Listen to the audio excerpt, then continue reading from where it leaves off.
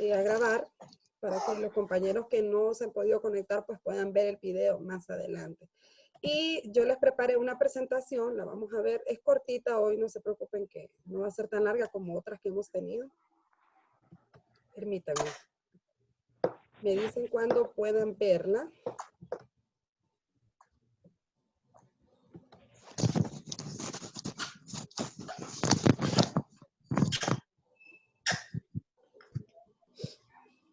Ok, ahí la tenemos.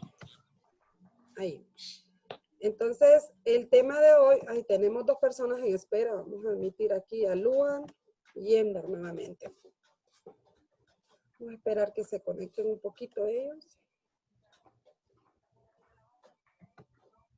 Para que no se nos quede nadie por fuera. Bienvenida, Luan. No sé si tiene audio. Luan y Emner, ¿ya nos pueden escuchar bien? Ahora sí, profe, ahora sí, ahora sí. Bueno, entonces el día de hoy vamos a hablar sobre la sectorización y el diagnóstico. Siempre estamos tratando de abarcar todo lo que es un proyecto. Hemos comenzado a ver desde qué es un proyecto comunitario. Ustedes ya hicieron, bueno, los últimos temas que tratamos fue la planificación. Estuve leyendo los planes de acción que ustedes redactaron. Hay algunas cositas que sí vamos a ir mejorando, ¿verdad? Que no se los dije en el momento que enviaron esas tareas, porque como esas son tareitas nada más, pero cuando ya empecemos a elaborar proyectos, que va a ser pronto, entonces esos proyectos sí los vamos a afinar. Bueno, entonces dentro de un proyecto necesitamos saber qué es sectorización y qué es diagnóstico y para qué lo necesitamos. Entonces vamos a comenzar diciendo que la sectorización consiste en delimitar el territorio que va a ser intervenido. Esto incluye una recolección de información, un mapa físico, concentración poblacional y de zona de riesgo. Entonces, cuando nosotros hablamos de sectorización es porque yo puedo decir que quiero hacer un proyecto, en mi caso que vivo en Valle de Ángeles, quiero hacer un proyecto en Valle de Ángeles, pero aquí hay muchas aldeas, hay caseríos, entonces yo no puedo decir que lo quiero hacer en todo Valle de Ángeles. Mi proyecto tiene que sectorizarse. Ah, bueno, yo en mi caso personal pues vivo en la aldea Las Cañadas. Entonces vengo y me sectorizo en la aldea Las Cañadas. Ese va a ser el territorio, yo lo delimito. Incluso dentro de la misma aldea puedo sectorizarlo más, porque en los pueblos hay como puntos de referencia. Uno dice allá por el puente, después del puente, o por los árboles tal lado, por el parque tal. Entonces yo podría decir, bueno, del puentecito a la escuelita vieja, que es una referencia aquí. Entonces, de ese va a ser el territorio que yo voy a intervenir. Entonces, vengo y lo delimito, lo sectorizo. Eso es sectorización. Pero para sectorizar, no solamente tengo que ver el territorio como tal, sino también debo recolectar información de lo que yo quiero investigar. Si mi proyecto va a ir enfocado a las personas de tercera edad y el sector que estoy tomando tiene muy pocas personas de tercera edad, entonces no me va a funcionar. Debo recolectar más información para saber dónde voy a sectorizar. Debo también hacer un mapa físico de la comunidad, que ese tema es bien importante. Ya les voy a mostrar un ejemplo de cómo se hace. Y bueno, les voy a mandar al grupo un material, perdón, la unidad, parte de la unidad 2, es que esta unidad 2 es bien larga, parte de la unidad 2 y parte de la 3, donde está este mapa físico, porque ustedes van a hacer uno esta semana. Y también, dígame. Hola. Bueno, también vamos a necesitar conocer la concentración poblacional, lo que les decía, cuántas personas tenemos, de qué tipo, y también delimitar las zonas de riesgo, porque en todo lugar hay zonas de riesgo. Tal vez usted entienda como zona de riesgo el hecho de, es que hay derrumbes, hay inundaciones, pero también hay zonas de riesgo por delincuencia. Entonces, ese tipo de zonas también las tenemos que delimitar. Volviendo a lo que es un mapa físico, vamos a pasar aquí un poquito. El mapa físico nos ofrece un panorama amplio del sector. Aquí hay un dibujito que ustedes lo pueden ver ahí, un dibujito como hecho por un niño, pero es de una comunidad donde se pueden ver arbolitos, que es la parte rural, podemos decir, donde hay algunos edificios, que es la parte urbana, hay casitas, y ese mapa físico nos ofrece ver toda la comunidad, qué es lo que hay, si hay una escuela, si hay dos, si hay una iglesia, si hay varias iglesias, de qué denominaciones son las iglesias, porque toda esa información nos compete. También si hay organizaciones que protegen a las mujeres, que protegen a los niños, a los ancianos, que son grupos de personas en riesgo. Entonces el mapa físico nos ofrece ese enfoque alternativo para conocer el modelo común de la necesidad que hay en ese lugar. Si yo al hacer el mapa me doy cuenta que no hay una escuela, entonces eso viene y se vuelve un problema. Porque si no hay una escuela en una comunidad, entonces no se le está dando la importancia debida a la educación. ¿Y cómo le vamos a inculcar educación a los niños si ni siquiera tienen a dónde ir? Entonces, dichosos aquellos que tienen una escuela en su comunidad, pero ¿y los que no? Tienen que trasladarse a otras comunidades para poder educarse. Y hay que ver qué riesgos conlleva eso. ¿Qué problema podría traer? A ver si alguno me contesta. ¿Qué problemas podría traer el hecho de que no hay una escuela en una comunidad? Analfabetismo. Analfabetismo. Como Analfabetismo. sopa. Bueno, ahí, trora, dije los dos. Ajá, ¿qué otra cosa?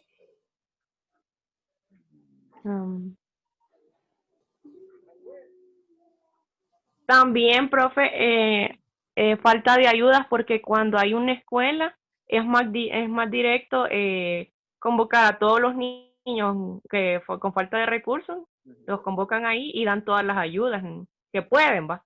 Entonces creo que eso también afectaría en algo.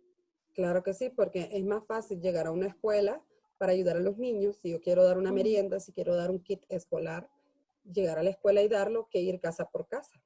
Sí. Entonces hay una facilidad, como dices, en buen tema, buen punto el que tocó, para recibir las ayudas por parte de la comunidad.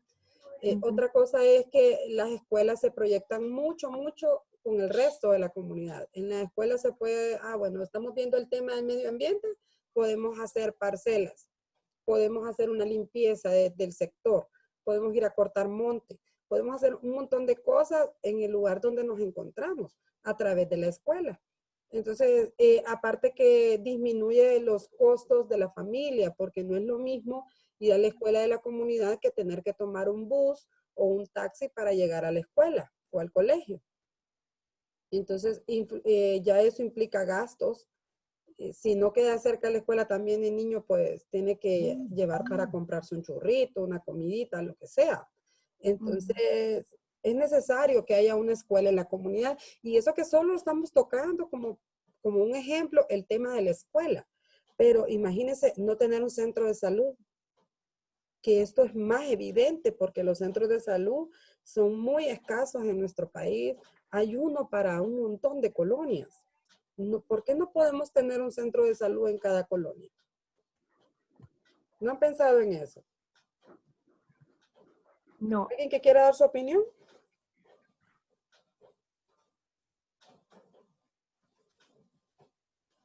¿Están calladitos hoy?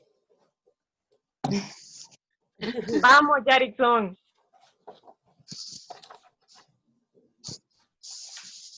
Bueno, el centro de salud, imagínense ustedes en el sector que están ahí del colegio, ¿verdad? El centro de salud del Chile es el más cercano, pero abarca todas esas colonias de la Sagastume, Villa Campesina, el Porvenir, el Chile, Barrio Abajo, Las Delicias, el Bosque, Buenos Aires, o sea, tiene un gran sector porque no hay otro centro de salud cerca.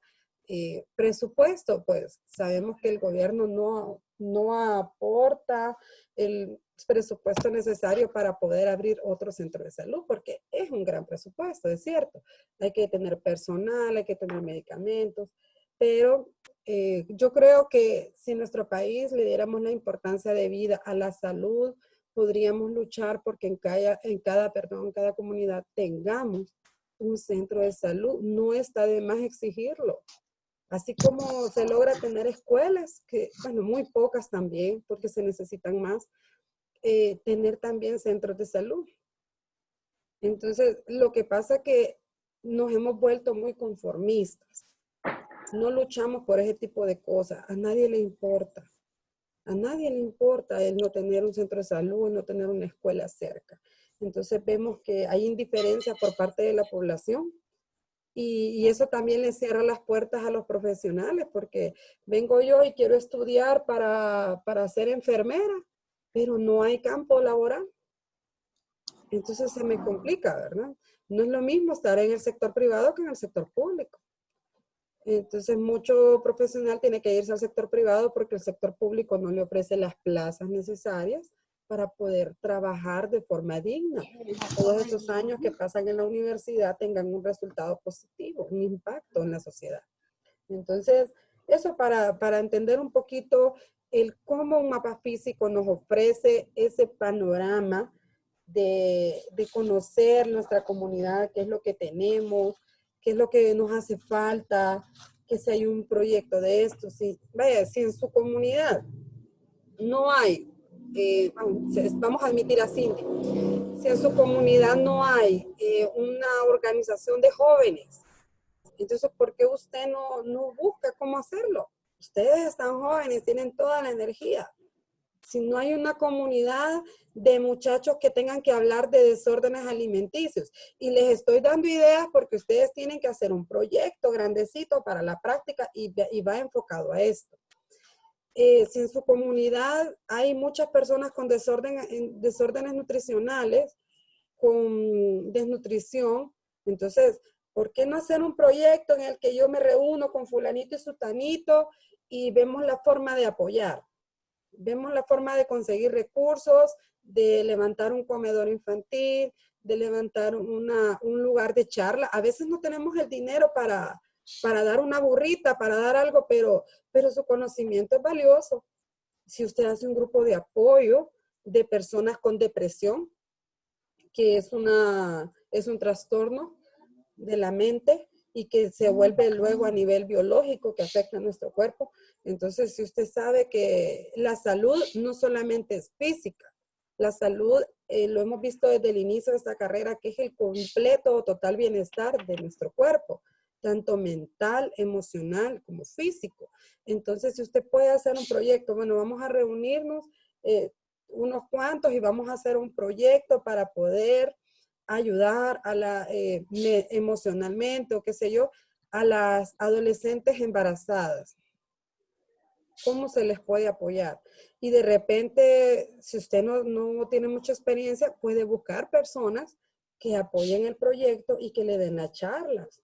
Personas que hayan pasado por lo mismo, que le den un testimonio.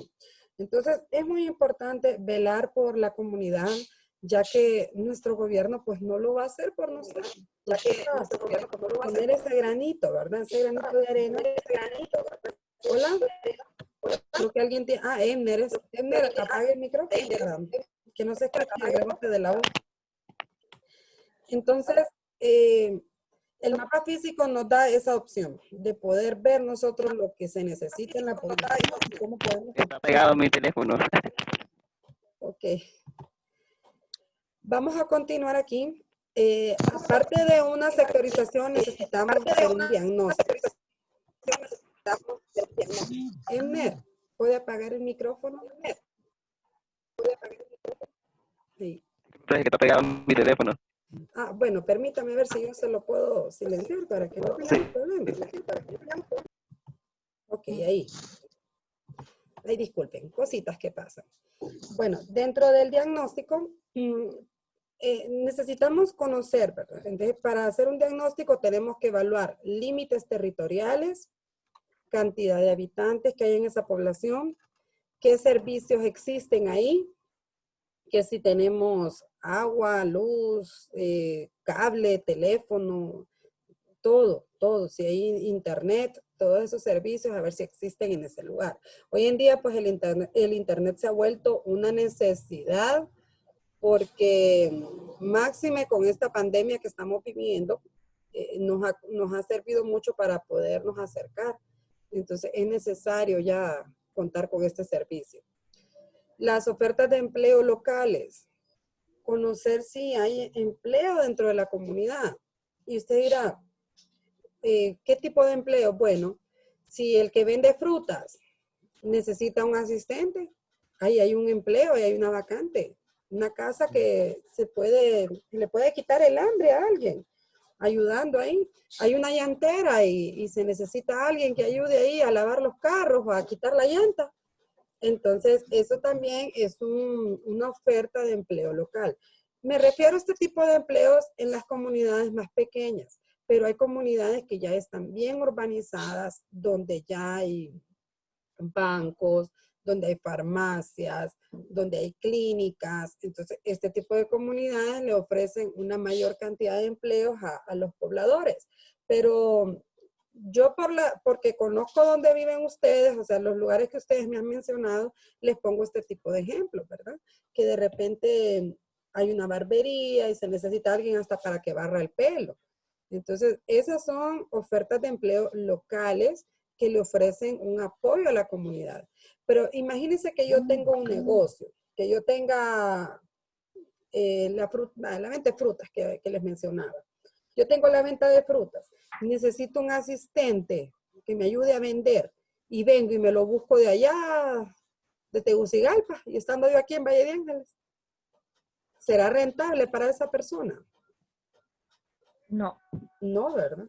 Entonces yo necesito apoyar los pobladores locales. Me busco a alguien de aquí, de la aldea, alguien que necesite trabajo, algún muchacho que tal vez no necesite mucho porque lo que necesita es para estudiar. Entonces un cipote que me pueda ayudar y estoy ayudando a la familia de ese joven a poder, ay, disculpe, se me cerró la puerta. Entonces necesito a alguien que me pueda apoyar aquí cerca y que yo le pueda proporcionar el sueldo conforme a su necesidad, porque tal vez en una venta de frutas no tenga grandes ganancias y no le pueda ofrecer un gran salario. También la situación de seguridad. Necesito conocer cómo es la seguridad en esa colonia, en esa comunidad, que si hay violencia doméstica, que si hay violencia a los niños. Necesito conocer cómo es, vaya, en este caso, las maras, cómo están interviniendo las maras en las comunidades. Fíjense que les voy a comentar así rápidamente un caso que me ocurrió antier. Me llama un estudiante de onceavo y me dice que el muchacho se retiró del colegio después del primer parcial porque el muchacho iba a entrar a la academia de policía. Pues me dio mucha tristeza que se retirara del colegio porque es un muchacho que ha sido responsable, pero uno les desea lo mejor, donde sea que se vayan a desempeñar. Y me dio mucha tristeza que ahorita también me llama y me dice, profe, ¿puedo volver al colegio? Oiga, me ha pasado varios meses y ya subí notas. Entonces yo no lo engaño y le digo, fíjense que yo ya subí las notas al SACE y ahí yo no puedo modificarlas. Una vez que se suben ahí, ya el gobierno no nos deja tocar nada porque sería como favorecer a un estudiante. Y me comenta él el por qué se retira de la academia y es por la situación de seguridad donde él vive. Imagínense que donde él vive domina tanto la mara o las maras que se dieron cuenta de que él entró a una academia de policía y fueron a correr a la familia de su casa. Le dijeron a la familia, fueron a amenazarlos, o se van de este barrio o ese muchacho se sale de la academia, pero aquí no queremos policías de ningún tipo. Y a las personas, la familia de él, al no tener la economía para poder irse a vivir a otro lado, porque de repente esa es la casita que les ha costado mucho conseguir y que les tengan que decir que se la van a quitar o algo así. Entonces la familia optó por sacarlo de la academia. Y vemos nosotros que esa situación de inseguridad, en este caso, en ese tipo de colonias, de repente nosotros no lo escuchamos a diario, pero ocurre en muchos lugares de nuestro país que están siendo dominados por la inseguridad, por la delincuencia, donde ellos toman el control de la gente, no permiten que la gente estudie, no permiten que la gente se forme en las actividades que quieren, porque ellos tienen un control absoluto de esos lugares. Entonces, para hacer nosotros un proyecto, debemos conocer cómo está la situación de seguridad ahí. Yo les voy a contar también un caso personal. Hace unos años con mi esposo teníamos un proyecto de poner un centro de educación a distancia en Comayagua. Y hicimos todos los pasos del proyecto porque hacer un proyecto no es fácil. Ya en la vida real no es fácil. Estuvimos meses haciendo entre encuestas, rodeando la ciudad, bueno, buscando el lugar, y fue un trabajo arduo porque viajábamos todos los fines de semana para Comayagua. En el momento que nosotros nos dan la aprobación del proyecto para poner y fíjense que yo quería hacer eso porque en ese lugar la gente no estudia. Bueno, en ese momento que yo estaba trabajando ahí, en ese proyecto, no estaban estudiando. Entonces el proyecto era darles educación a distancia a los muchachos mayores de edad que ya no habían alcanzado a estudiar. Y en el momento que estamos haciendo todo el proyecto, había una pelea entre dos familias fuerte, una pelea fuerte. No eso de que dime que te diré, no. Era pelea de que yo te mato un hermano y tú me matas uno a mí. Y así, se estaban matando dos familias. Y justo la escuela donde queríamos hacer el proyecto estaba en medio de la frontera de las dos familias. Y era un campo de batalla. Y llegó un momento en el que nosotros tuvimos que tomar la decisión, triste decisión, de desistir del proyecto, ya aprobado y todo por la Secretaría, pero tuvimos que dejarlo porque la situación de inseguridad en ese lugar era demasiada. Nosotros no podíamos controlarla. Sin tener un apoyo de la comunidad era imposible. Y como nosotros no somos de Comayagua, era bien difícil que la gente nos quisiera apoyar. Entonces, eso para ponerles un ejemplo de cómo afecta este tipo de situaciones al momento de desarrollar un proyecto. Necesitamos conocer las organizaciones comunitarias, si hay iglesias, como les decía, conocer las tradiciones culturales, cómo es la gente en ese lugar, las vías de acceso, cuáles son las calles que dan para llegar ahí, los proyectos que ya están en marcha, porque viene usted y repite el proyecto, no tiene chiste. La producción, ¿qué se produce en ese lugar? Hay aldeas donde se produce maíz, otra donde se produce frijoles, otra donde se produce gente mucha enfermera, donde se produce mucho docente, donde se produce mucho delincuente también. Entonces, ¿qué produce ese lugar? ¿Cuáles son los recursos naturales con los que cuenta el lugar? Esto lo habíamos discutido anteriormente, conocer los recursos de una comunidad. Aquí les muestro una ficha de diagnóstico comunitario. Este es un ejemplo de una ficha. ¿Qué datos necesitamos? Nosotros para hacer el diagnóstico tienen que utilizar este tipo de ficha. Yo les voy a mandar en el material un ejemplo que yo tengo acá muy bueno. Pero ¿qué tiene que ir ahí? El nombre de la comunidad, de qué departamento, municipio. Ustedes van a redactar esta ficha de la comunidad donde ustedes viven. Van a llenar ahí los datos, cómo es el clima, cómo es los datos lingüísticos, qué idioma se habla, qué religiones hay ahí, cómo es la población, si es masculino, femenino, cuál es en su mayoría, la edad en la que se manejan. Entonces, esto es un ejemplo de ficha, pero como les digo, yo les voy a mandar uno más amplio porque ustedes van a levantar una ficha. Ahora, para conocer también los datos de la comunidad, necesito entender la importancia del diálogo comunitario. Necesito hablar con las personas, necesito conocerlas, entenderlas, ponerme en su lugar para ampliar la base de datos del contenido. ¿Dónde puede ocurrir este diálogo? En una escuela. No necesariamente tiene que ir a las casas, puede ser en una escuela donde se reúne el presidente del patronato, el presidente de las micros, o sea, así, el de la escuela, en una mesa de cocina, puede ser en un lugar de trabajo, en un centro comunitario, en un club que tengan en la colonia, en una junta de agua, en un salón de gobierno, lo que tengan ahí, ahí se puede realizar un diálogo. ¿Quiénes van a estar? Los líderes de ese barrio. Los jóvenes, un representante de los jóvenes, gente de negocios, alguien que los dueños de los negocios, que a ver qué pueden aportar ellos, profesionales de la salud, si hay enfermeras, médicos, laboratoristas, líderes de fe, o sea, los pastores, los padres, todos los líderes podrían unirse. Las amas de casa, los educadores o los docentes y los organizadores comunitarios, o sea, gente que tiene organizaciones allí. Esa gente nos va a ayudar a realizar un diálogo comunitario efectivo. Esta imagen que está aquí, ya vamos cerrando, esta imagen que está aquí nos muestra las diferencias que pueden haber en una población que tiene el acceso a un servicio, como ser un autobús, aquí un ejemplo, y una persona que no lo tiene y pues debe caminar. Entonces, así nos encontramos muchas veces con las personas que pueden comer y las que no pueden comer, las que se pueden educar y las que no se pueden educar. Entonces, debemos ir a través del diálogo comunitario, vamos a ir encontrando este tipo de situaciones. ¿Cuáles son algunos problemas comunitarios que podemos tratar? Embarazo en la adolescencia, ya los había mencionado, acceso a agua potable, abuso y abandono de menores, delincuencia, consumo de drogas, contaminación ambiental, la disparidad en la salud, el tema del VIH-Sida, el hambre, la desigualdad, el transporte. Miren, estos problemas comunitarios les van a dar a ustedes una idea de dónde pueden partir para hacer su propio proyecto. Entonces, con eso vamos a cerrar este tema. Ya nos queda poquito tiempo. Nos quedan como 4 minutitos.